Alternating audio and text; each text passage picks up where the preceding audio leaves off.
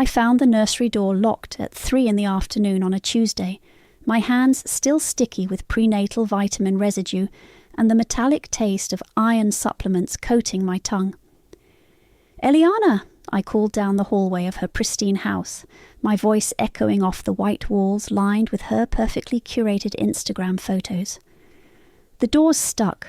She appeared at the end of the hall like she'd been waiting for this moment, her blonde hair swept into one of those effortless buns that probably took 20 minutes to perfect.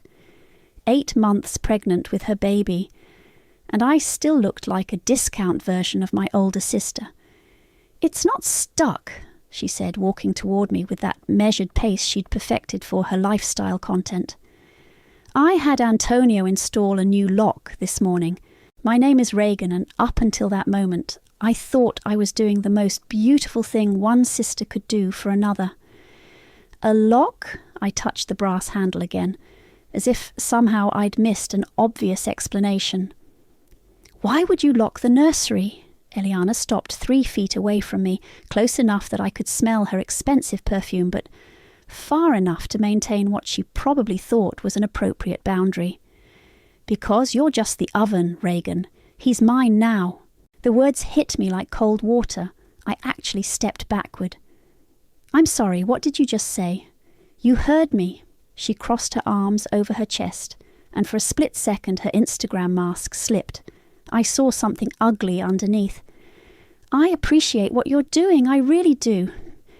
But you need to understand your role here."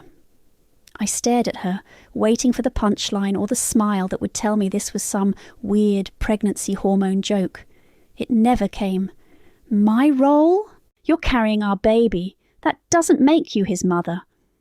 "Our baby." Like I was some random woman they'd hired off Craigslist instead of the sister who'd spent the last year getting hormone injections and giving up wine and sushi and sleeping on my stomach. "Eliana, I'm family. I'm not some stranger you found online." She tilted her head, studying me like I was a particularly slow child. "Family doesn't change biology, Reagan. You're a vessel. A very generous, very loved vessel, but still just a vessel." I felt something crack inside my chest. Not break completely, but definitely crack. "I've been living in your guest house for 3 months. I've been to every appointment, every ultrasound. We picked out his name together." "We picked out Tucker's name together," she corrected. "And you've been living here so we can monitor the pregnancy properly, make sure everything goes smoothly." "Tucker? When did Micah become Tucker?" "Since when is his name Tucker?" Eliana's smile was the same one she used in her sponsored posts for teeth whitening strips. "Since Antonio and I decided that's what we wanted to call our son. It's our choice, Reagan." I looked down at my swollen belly, at the stretch marks that had appeared despite the expensive creams Eliana bought me, at the baby who was currently doing somersaults against my ribs. For 8 months, I'd talked to him every night. I'd played him classical music and read him stories and felt every kick and hiccup. "Can I at least see the nursery?" I helped pick out the crib. "I don't think that's a good idea right now." Eliana's voice had that patronizing tone she used when she was being reasonable. "You're getting too attached. Dr. Martinez said emotional boundaries are important for everyone's well-being." Dr. Martinez, the therapist Eliana had insisted I see, who spent most of our sessions asking me about my expectations and whether I understood the temporary nature of my situation. Too attached to what? To my nephew? To a baby that isn't yours? The crack in my chest widened. "Right." I nodded slowly, like I was processing this new information instead of trying not to scream. "Of course. Silly me." Eliana's expression softened slightly, probably because she thought she'd gotten through to me. "I know this is hard, Reagan, but in a few weeks this will all be over and you can go back to your normal life. Maybe even go back to teaching. Normal life, like the past year had been some kind of bizarre detour instead of the most meaningful thing I'd ever done." "Sure," I said. "Normal life sounds great." She smiled and touched my shoulder briefly before walking away, her footsteps silent on the hardwood floors. I stood there for another minute, staring at that locked door, feeling the baby move inside me like he was trying to tell me something. That night I dug out the surrogacy contract from the bottom of my dresser drawer and read it again. The baby shower invitation arrived in my email at 6 a.m. on a Thursday, 3 weeks after the nursery door incident. The subject line read, "You're invited, celebrating baby Tucker's arrival." I wasn't listed as a co-host. I wasn't even mentioned in the invitation text. "Did you see this?" I showed Michaela the email when she came over for coffee that morning. She was the only friend who still visited me at Eliana's guest house. Michaela read it over my shoulder, her dark eyebrows climbing higher with each line. "She's throwing herself a baby shower for the baby you're carrying?" "Apparently. And she didn't think to maybe run this by you first?" I poured coffee into 2 mugs, my movements careful around my enormous belly. "Why would she? I'm just the oven, remember?" Michaela set down her phone harder than necessary. "I hate when you say that." "It's what she said. It's bullshit is what it is." The front door opened and Eliana's voice carried through the house. "Reagan, are you decent? I'm coming back to talk about Saturday." She appeared in the guest house kitchenette wearing workout clothes that probably cost more than my monthly rent, her phone already in her hand, like she was ready to document our conversation. "Hi, Michaela," she said with that bright smile. "Reagan, I wanted to go over a few things about the shower." "Sure." I sat down at the small table, Michaela beside me. Eliana remained standing. "So, I know this might sound a little weird, but I was hoping you could maybe stay in the background during the party. I'm planning to do a live stream for my followers, and having you front and centre might confuse the narrative." Michaela's coffee mug hit the table with a sharp clink. "Confuse the narrative?" I asked. "You know how social media is. People see a pregnant woman at a baby shower. They assume she's the mum. I don't want to have to explain the whole surrogacy thing to 10,000 people." "God forbid," Michaela muttered. Eliana's smile tightened. "I'm just trying to keep things simple. This is already complicated enough without adding social media drama." "Right," I said. "Simple. I knew you'd understand." Eliana looked at her phone screen. "Oh, and maybe wear something loose, not form-fitting. I don't want the focus to be on the bump." I looked down at my body, at the obvious evidence of 8.5 months of pregnancy. "You want me to hide the fact that I'm pregnant at your baby shower, for the baby I'm pregnant with. I'm not asking you to hide anything. I'm just asking you to be considerate of the optics." Michaela stood up abruptly. "I need to use your bathroom." "Guest bathroom is down the hall," Eliana said without looking away from me. After Michaela left, Eliana sat down across from me. "I know this is hard for you, Reagan, but you have to understand, this baby is going to be my whole world. My followers have been on this journey with me for 2 years. They've seen me cry over negative pregnancy tests. They've supported me through the IVF failures. This is their victory too. Their victory." "Our victory," she corrected quickly. "But you know what I mean." I knew exactly what she meant. "What about Mom and Dad? Are they coming?" "Of course they're coming. Mom's bringing her famous spinach dip." Eliana's expression softened. "They're so excited to finally have a grandchild. Finally, like my potential future children wouldn't count." Michaela returned, her face carefully neutral. "Ready to go, Reagan? We have that appointment." We didn't have an appointment, but I stood up anyway. "Sure. What appointment?" Eliana asked. "Just some errands," I said. "I'll see you Saturday." "Remember what we talked about?" Eliana called after us. In Michaela's car, I buckled my seatbelt around my belly and stared out the window. "She's insane," Michaela said, starting the engine. "You know that, right? She's my sister." Hitler probably had a sister too. Despite everything, I laughed. "Did you just compare my sister to Hitler?" "If the jackboot fits." Michaela pulled out of the driveway. "Reagan, this isn't normal. None of this is normal." It's complicated. It's not complicated, it's cruel. She stopped at a red light and turned to look at me. When's the last time she asked how you're feeling? Not the baby, you. I thought about it. I couldn't remember. She's scared, I said finally. She's wanted this for so long. Being scared doesn't give you permission to treat people like garbage. That night, I sat in the guest house, reading the surrogacy contract again. Page after page of legal language that I'd signed without really understanding, trusting my sister to have my best interests at heart. On page 12, I found something I'd missed before, a section about psychological evaluations and fitness assessments for intended parents. I read it 3 times before I understood what it meant. Then I read it again. I need to ask you something, and I need you to be completely honest with me. I sat across from Michaela at the coffee shop downtown, the surrogacy contract spread between us like evidence at a crime scene. Shoot! Do you remember Eliana going to any therapy appointments, any psychological evaluations, anything like that when we were setting up the surrogacy? Michaela stirred her latte, thinking, I remember you going to a bunch of appointments. Dr. Martinez, right? That therapist who kept asking if you understood the emotional implications of carrying someone else's baby. Right, but what about Eliana? I don't think so. Why? I pointed to section 12.3 of the contract. According to this, both the surrogate and the intended parents are supposed to complete psychological fitness evaluations before the embryo transfer. I did mine. I have the paperwork. Michaela leaned forward, reading over the clause. And Eliana didn't?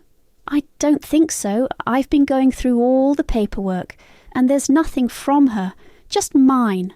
What does that mean legally? I have no idea. That's why I need to talk to a lawyer. Michaela pulled out her phone. My cousin works for a family law firm. Let me see if she can recommend someone who specializes in this stuff. 20 minutes later, I had an appointment with Fiona Reyes for the following afternoon. Don't get your hopes up, Michaela warned as we walked to our cars. But also don't let them steamroll you anymore. You're not just an oven, Reagan. The next day, Fiona's office was nothing like the sterile corporate spaces where I'd signed the surrogacy papers. It was warm, with actual books on the shelves and family photos on her desk. Tell me everything, Fiona said, after I'd explained the basic situation. Start from the beginning. I told her about Eliana's fertility struggles, about my decision to help, about moving into the guest house and slowly being pushed out of every decision. I told her about the locked nursery door and the baby shower invitation, and the way my own parents talked about me like I was a piece of medical equipment. Fiona took notes, occasionally asking clarifying questions. When I finished, she was quiet for a long moment. Can I see the contract? I handed over the papers I'd been carrying around for days. She read through them carefully, occasionally making marks with a red pen. This is interesting, she said finally. Interesting how? Your sister never completed the required psychological evaluation. According to California law, that makes this contract legally questionable at best. My heart started beating faster. What does that mean? It means the intended parents don't have automatic rights to the child. The birth mother retains full parental rights until proper legal adoption procedures are completed, which can't happen without the psych evaluation. So, I'm the legal mother. As of right now, yes. You're the birth mother and you completed all required evaluations. Your sister didn't. I stared at her, trying to process what she was telling me. But I signed papers saying I'd give up my rights. You signed papers agreeing to an arrangement that was never legally valid because the other party didn't meet the requirements. Fiona leaned back in her chair. Reagan, I have to ask you something, and I want you to think carefully before you answer. Okay. What do you want to happen here?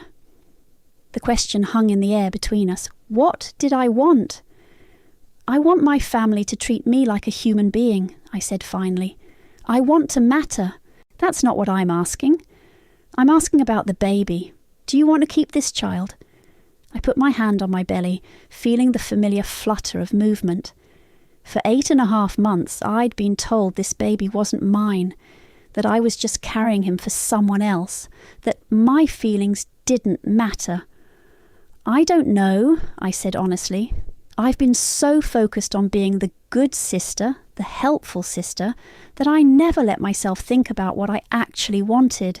Well, you need to think about it now. Because if you want to fight this, we can. But it's going to get ugly.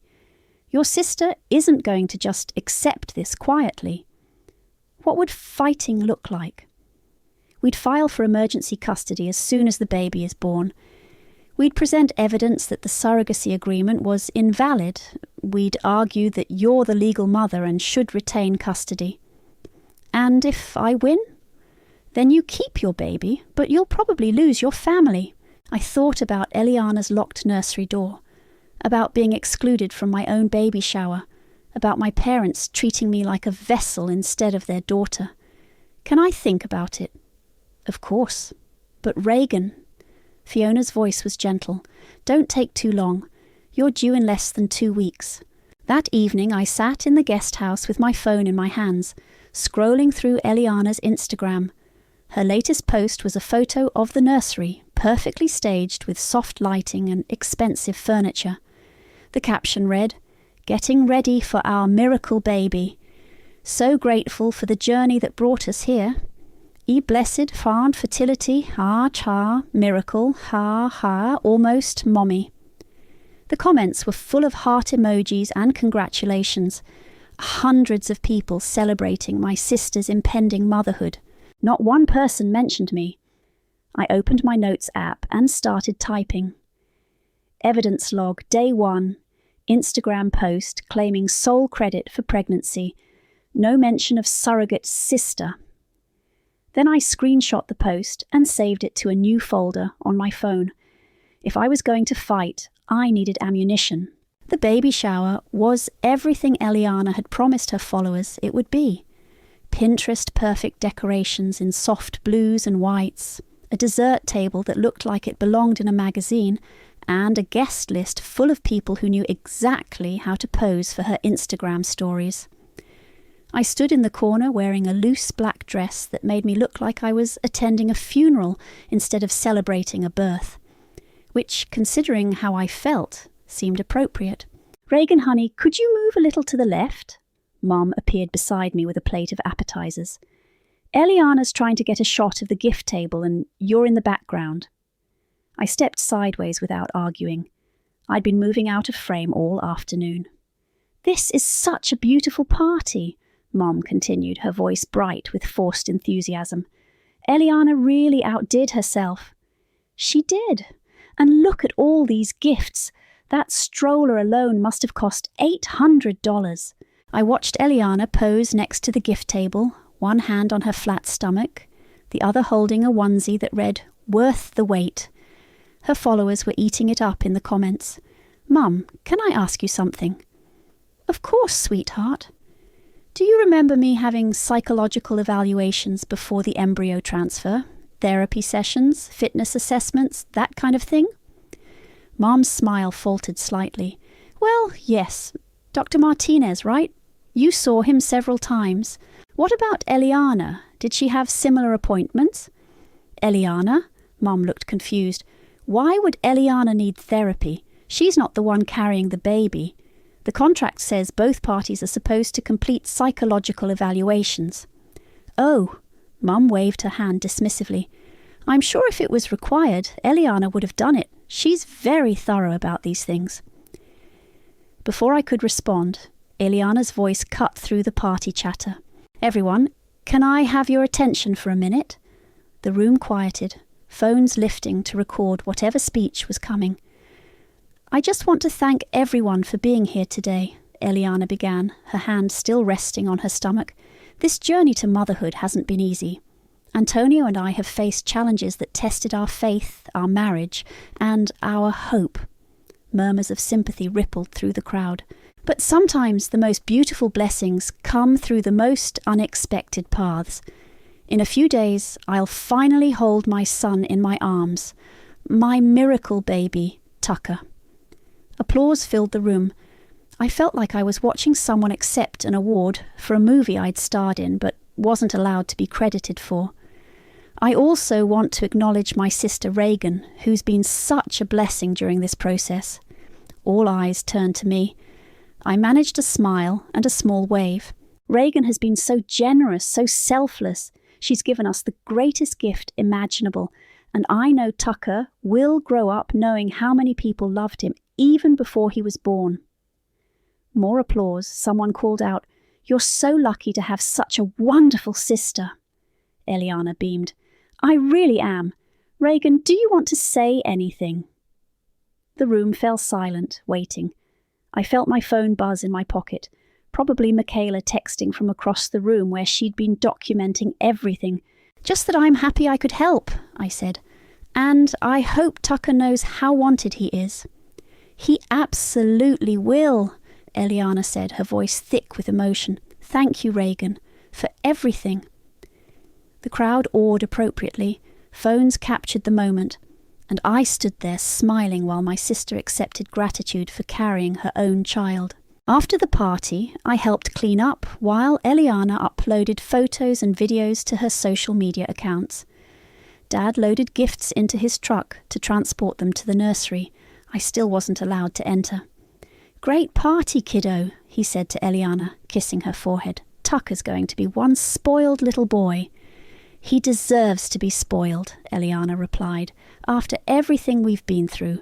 Everything we've been through, like the daily nausea, the swollen feet, the sleepless nights, and the hormone injections had happened to her instead of me." "Reagan, you look tired," Mom observed. "Maybe you should get some rest. Big week ahead." "Yeah, maybe I should." I walked back to the guest house, my phone full of notifications from Eliana's posts.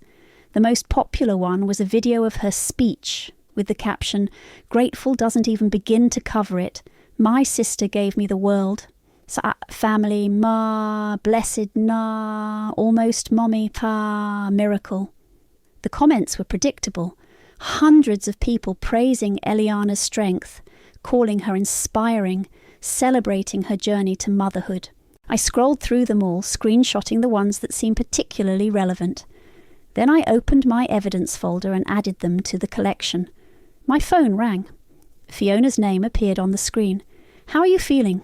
she asked when I answered. "Like I just attended my own funeral." "Have you made a decision?" I looked around the guest house that had been my home for 3 months, at the suitcase in the corner that held everything I owned, at the baby clothes Eliana had bought me to wear. Loose, shapeless things designed to hide rather than celebrate my pregnancy. "Yeah," I said, "I have. And I want my baby back." Labour started at 2:17 a.m. on a Wednesday. I woke up to a contraction that felt like someone was wrapping a belt around my entire torso and pulling it tight. "Eliana," I called from the guest house, my voice carrying across the yard. "It's time." The main house lit up like Christmas morning. Within minutes, Eliana appeared in my doorway, fully dressed, her hospital bag all ready in hand. "Are you sure?" she asked, her phone already recording. "How far apart are the contractions?" "About 8 minutes. Another one hit, and I gripped the doorframe. "Definitely sure." "Oh my God, it's happening!" She turned the camera on herself. "Guys, this is it. Tucker is coming today." Antonio appeared behind her, car keys jingling. "Hospital? Hospital," I confirmed, grabbing my own bag. The ride was surreal. I sat in the back seat, having contractions, while Eliana live-streamed from the passenger seat, narrating our journey like a sports commentator. "We're about 10 minutes away from the hospital now," she told her phone. "I can't believe this is actually happening. After 2 years of trying, Tucker is finally coming home." Another contraction hit. I breathed through it, focusing on the streetlights passing by the window. "How are you doing back there, Reagan?" Eliana asked, turning the camera toward me. "Fine," I managed. "Just breathing."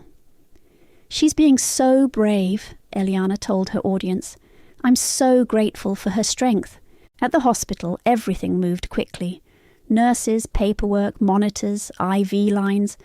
Eliana documented it all while I focused on not screaming. "Excuse me," a nurse said to Eliana during one particularly intense contraction. "I need you to put the phone away during the medical procedures." "Of course, sorry." Eliana pocketed her device but kept talking to me like she was still recording.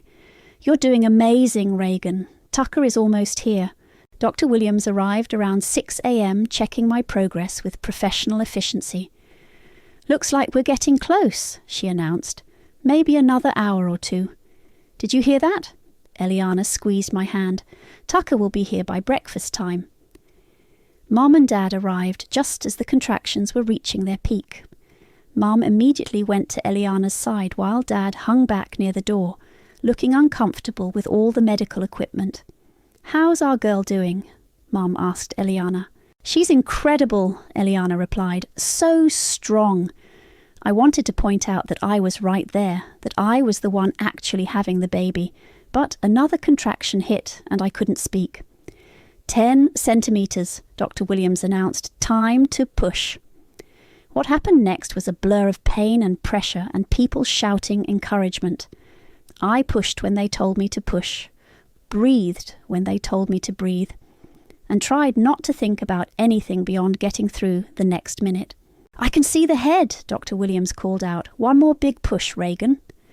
I pushed with everything I had, and suddenly the pressure was gone, and there was crying, not mine, but tiny, angry crying that filled the room.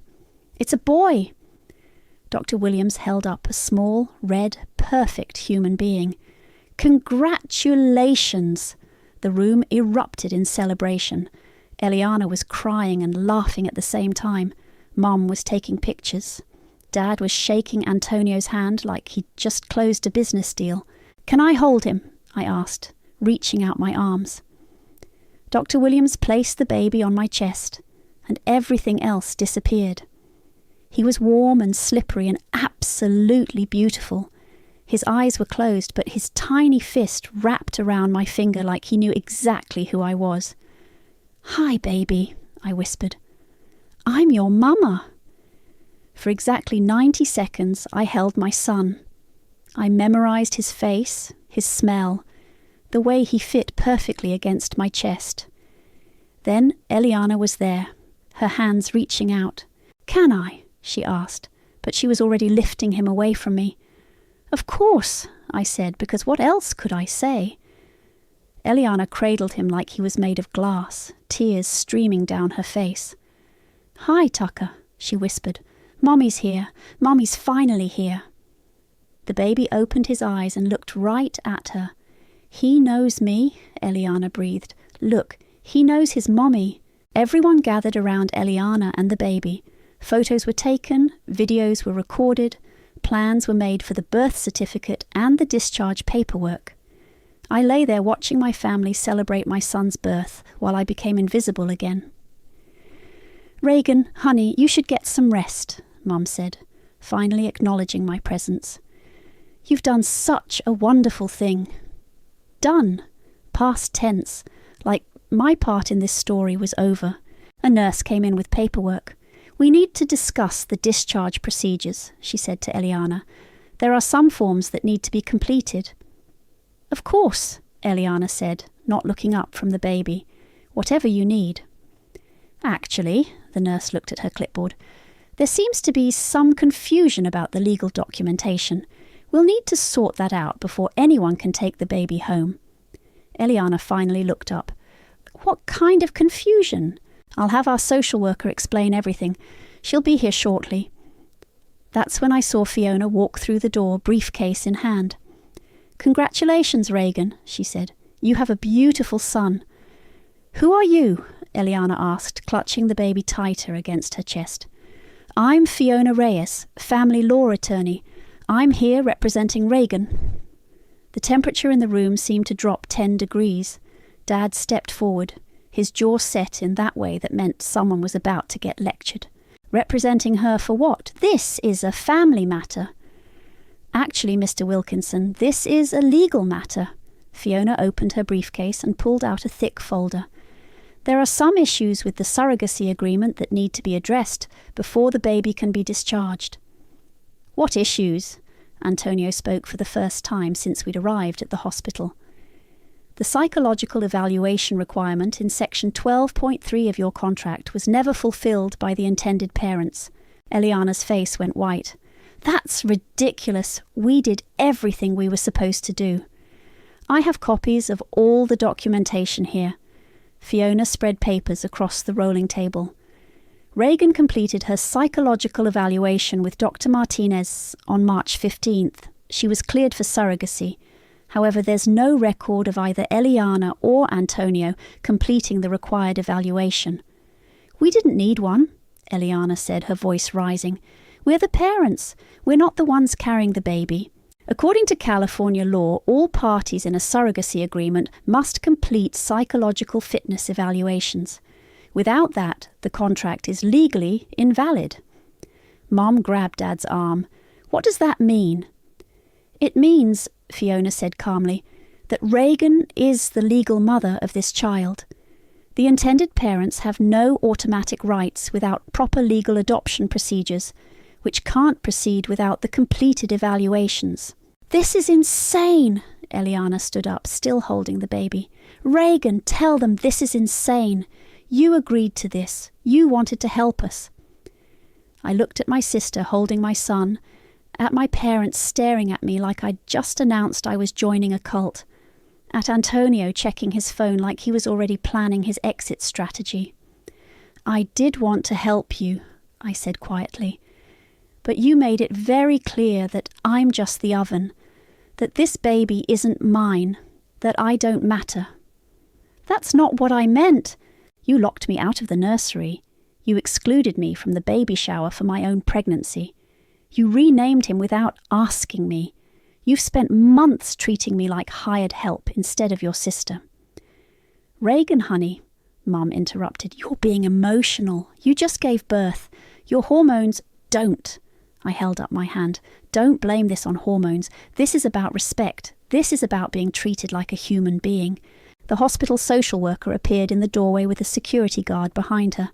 I'm sorry to interrupt, but we need to resolve the custody situation before we can process the discharge. There's no custody situation, Dad said firmly. This is a surrogacy arrangement. The baby goes home with Eliana and Antonio. Sir, I understand this is complicated, but legally speaking, the birth mother retains all parental rights when a surrogacy contract is invalid.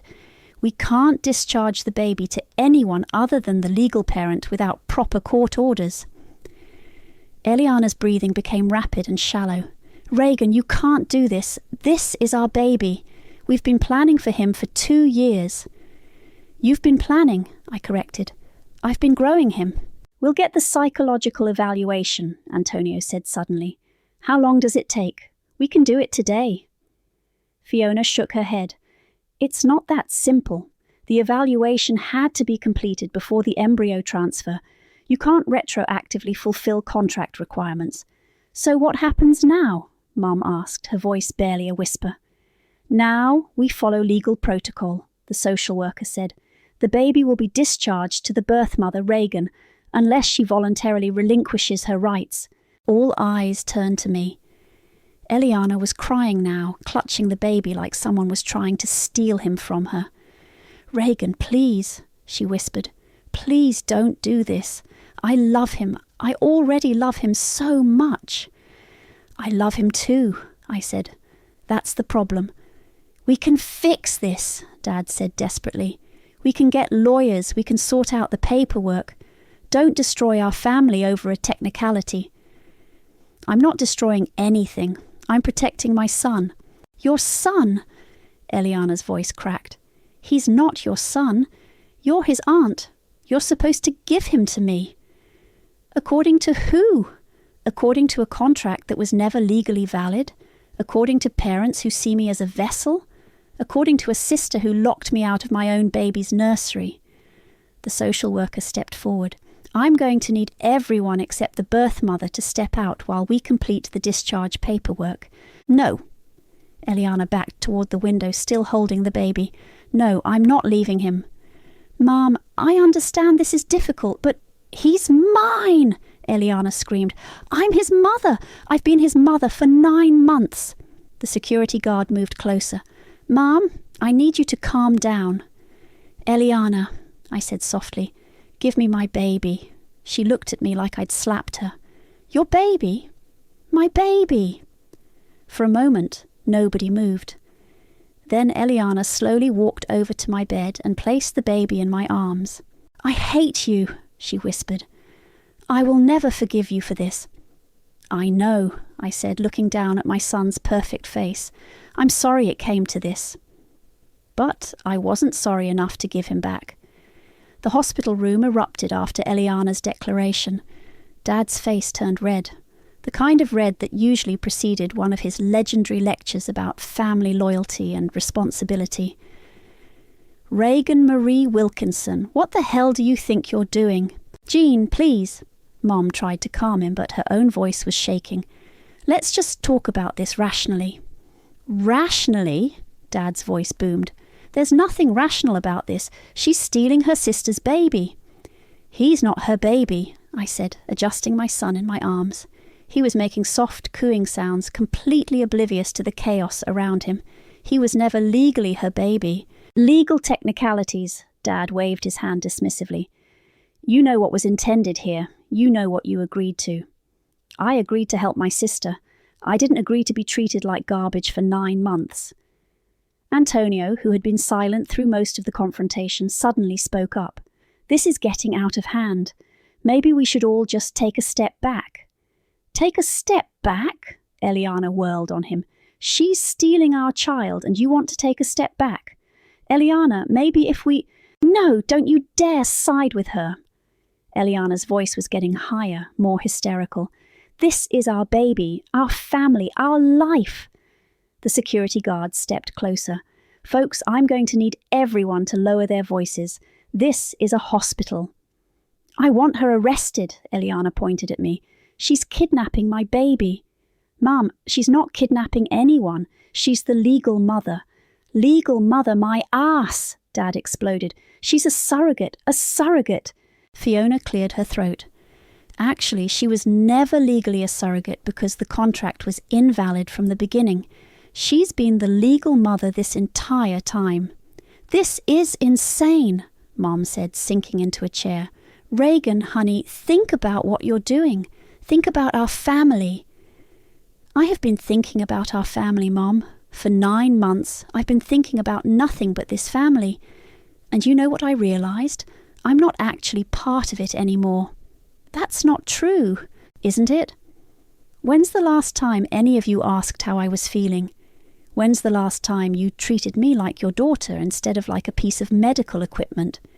We've been grateful, Mom started. Grateful isn't the same as caring. I looked down at my son, who was starting to fuss, and I'm done pretending it is. The social worker returned with a clipboard full of forms. I need to complete the birth certificate. What name are we putting down? Tucker Antonio Sims, Eliana said immediately. Actually, I said, his name is Noah Micah. You can't just change his name, Eliana shrieked. I'm not changing it. I'm giving it. He's my son. Ms. Wilkinson, the social worker said to me, you understand that once we complete this paperwork, you'll be listed as the sole legal parent. There's no going back from this. I understand. Reagan, please. Antonio stepped forward. Let's work something out. Visitation, shared custody, something. Don't cut us out completely. For a moment, I almost wavered. Antonio had always been the reasonable one, the one who tried to keep peace between Eliana and everyone else. Then I remembered the locked nursery door. You should have thought about that before you decided I was just an oven. I never said that, Antonio protested. You never said anything. That was the problem. Eliana collapsed into a chair, sobbing. This isn't happening. This can't be happening. It is happening, Fiona said matter-of-factly, and I should warn you all that any attempts to harass Reagan or interfere with her parental rights will result in restraining orders. Restraining orders? Dad's voice was incredulous. Against her own family. Against anyone who threatens her or her child. We would never, Mom began. You just threatened to have her arrested for keeping her own baby, Fiona pointed out. The room fell silent except for Eliana's crying and Noah's soft baby sounds. There's something else, Fiona continued, pulling out another set of papers. Eliana, you've been posting about this pregnancy on social media for months, claiming to be the mother. That needs to stop immediately. What? You've been using this child's image and story for commercial purposes without legal right. Any further posts claiming motherhood could result in fraud charges. Commercial purposes? Eliana looked confused. Your Instagram account is monetized. You've been making money off content about a pregnancy that wasn't yours and a baby that isn't yours. I didn't think about it like that. Well, you need to think about it now. Any photos, videos, or posts featuring Noah need to be removed immediately. Eliana stared at Fiona like she was speaking a foreign language. But my followers, they've been following this journey 4 months. Then you'll need to tell them the truth. The truth. That you were never pregnant, that your sister carried your biological child, and now she's decided to keep him. I can't post that. It'll ruin everything. Then don't post anything, I said quietly. Just stop. Eliana looked at me with pure hatred. You've destroyed my life. No, I said, holding Noah closer. I've saved mine. The social worker finished the paperwork and handed me the discharge papers. You're free to go whenever you're ready, Ms. Wilkinson. Thank you. As I prepared to leave, Dad made one last attempt. Reagan, if you walk out that door with that baby, you're no longer my daughter. I looked at him, this man who had raised me, who had taught me to ride a bike and helped me with homework and walk me to school on my first day of kindergarten. Then I guess I'm not your daughter anymore. And I walked out. The apartment Michaela helped me find was small but perfect. 2 bedrooms, good natural light, and most importantly, it was mine. No guest house, no locked doors, no walking on eggshells around someone else's emotions. I can't believe you actually did it, Michaela said, helping me assemble Noah's crib. I mean, I'm proud of you, but I honestly didn't think you had it in you. Neither did I. I tested the stability of the crib rail. Hand me that screwdriver. Noah was napping in his bouncy seat, completely oblivious to the chaos his existence had caused. He was 3 weeks old now, and I was still getting used to the idea that he was really mine. My phone buzzed with a text from an unknown number. I almost ignored it, but curiosity won. It's from Antonio, I told Michaela after reading it. What does he want? To talk. He says Eliana's not doing well. That's not your problem anymore. I know, but I kept staring at the message. You're not seriously thinking about meeting with him, are you? Before I could answer, there was a knock at my door. Through the peephole, I saw Antonio standing in the hallway, looking like he hadn't slept in days. He's here, I told Michaela. Do not open that door. I opened the door. Hi, Antonio said quietly. I know I should have called first. Yeah, you should have. But I stepped aside to let him in. He looked around the apartment, his eyes landing on Noah's bouncy seat. He's beautiful. Thank you. Reagan, I need to tell you something. About Eliana. Michaela crossed her arms. If this is some manipulation tactic, it's not. Antonio sat down heavily on my couch. She's been hospitalized. What? Despite everything, my heart jumped. Psychiatric hold. She had a complete breakdown 3 days ago, started destroying the nursery, screaming that someone had stolen her baby. The neighbours called the police. I sank into the chair across from him. Is she okay? She's getting help. But Reagan, she's been living in this fantasy where Noah was always hers. The pregnancy, the planning, all of it. She convinced herself it was real.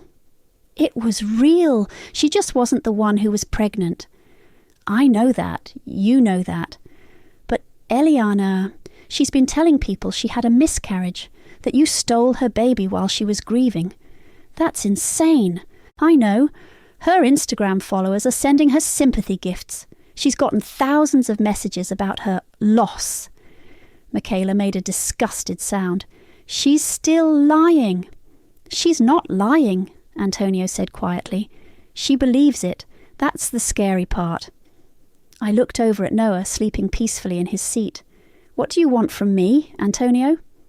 Nothing. I just thought you should know, and I wanted to apologize. For what? For not standing up for you. For letting her treat you like that. For being a coward. You're apologizing now. I'm getting divorced. He said it so matter-of-factly that it took a moment to register. I can't live with someone who's completely detached from reality. Antonio, I never wanted kids this badly, Reagan. I went along with the fertility treatments because Eliana wanted them. I agreed to the surrogacy because she begged me. But watching what she did to you, how she treated you, I can't pretend that's the woman I married. We sat in silence for a moment. Noah stirred in his seat, making soft baby noises. Can I hold him? Antonio asked. Just once. I hesitated, then nodded. He picked up Noah with practiced care, and for a moment I saw the man who might have been a good father under different circumstances. He has your eyes, Antonio said. Everyone says that. It's true. He handed Noah back to me. I'm not going to fight you for custody or visitation. He's your son. He always was. Thank you. Your parents called me yesterday. Oh, they wanted to know if I could talk sense into you, get you to give him back. And I told them the truth, that you're the best mother that baby could have, and they're idiots if they can't see that. After Antonio left, Michaela helped me hang a small wooden sign on Noah's nursery door. It was something I'd found at a craft store, simple white letters on pale blue wood. Love lives here, Michaela read aloud. Very Pinterest of you. I like it. No locks. No locks, just love. That evening, as I was feeding Noah, my phone rang. Mom's name appeared on the screen. I almost didn't answer, but something made me pick up. Hi, Mom. Reagan. Her voice was small, uncertain. How are you? I'm good. We're good. We? Noah and I. A long pause. Is that what you named him? Yes. It's a beautiful name. Thank you. Another pause. Reagan, I've been thinking about what happened at the hospital, about what your father said. Mum, let me finish. We were wrong. I was wrong. You're our daughter, and that baby is our grandson, and we should have supported you instead of... She trailed off. Instead of treating me like a vessel? Yes. I looked down at Noah, who was staring up at me with those dark eyes that everyone said looked like mine. Mum, I need you to understand something. I'm not the same person who moved into Eliana's guest house. I'm not going to apologize for protecting my son. I know, and I'm not asking you to. What are you asking? If maybe someday we could try again, as a family. I thought about locked doors and baby showers where I was invisible and parents who chose sides instead of choosing love. Maybe, I said finally, but it would have to be different. I know. Really different, Mom. I know. After we hung up, I carried Noah to his nursery and sat in the rocking chair by the window. The evening light was soft and golden, and he was making those content baby sounds that meant he was happy and fed and safe. It's just you and me, little man, I whispered to him. And that's enough. He wrapped his tiny fingers around mine and held on tight. It was more than enough. It was everything.